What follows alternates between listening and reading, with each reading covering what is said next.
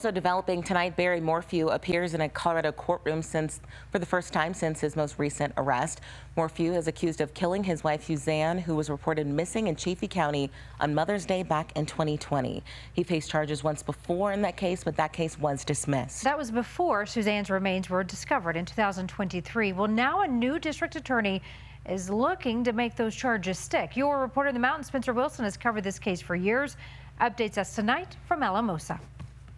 Barry Morphew is back in Colorado, back in handcuffs, but at a different Colorado courtroom. I watched as one of his daughters blew him a kiss as he walked into court today. The man accused of killing her mother simply smiled and waved back. It's a brave face for a man pulled back into the justice system for the alleged murder of his wife, Suzanne Morphew. Today was mostly standard courtroom proceedings, but a few things stuck out. First, we got a glimpse of who the big players are. 12th Judicial District Attorney Ann Kelly will prosecute this time.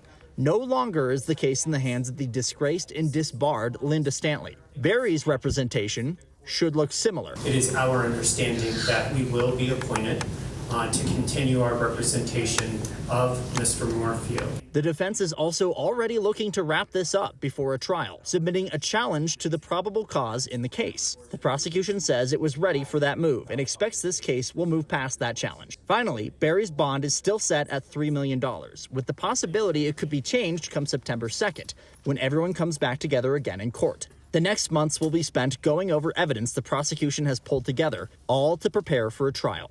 Now, there's a reason that this court case is going to look a little different than other high-profile court cases. The judge has issued some very strict rulings when it comes to how journalists are allowed to cover this case. We can't have our cameras right on that property. We tried to earlier, but we're simply not allowed. It's part of the court order. We also can't have interviews directly outside on court property. And actually, the defense specifically asked to make some changes to that ruling. You'd expect that they would want to make changes that are even more stringent than what we're already dealing with. We'll let you know if any of those changes come true come September 2nd when we're back in court.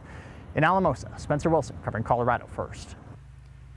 This is just one of the stories Spencer will be keeping an eye on across our high country. Recently, he's reported from Leadville to Steamboat Springs, Georgetown, and Breckenridge.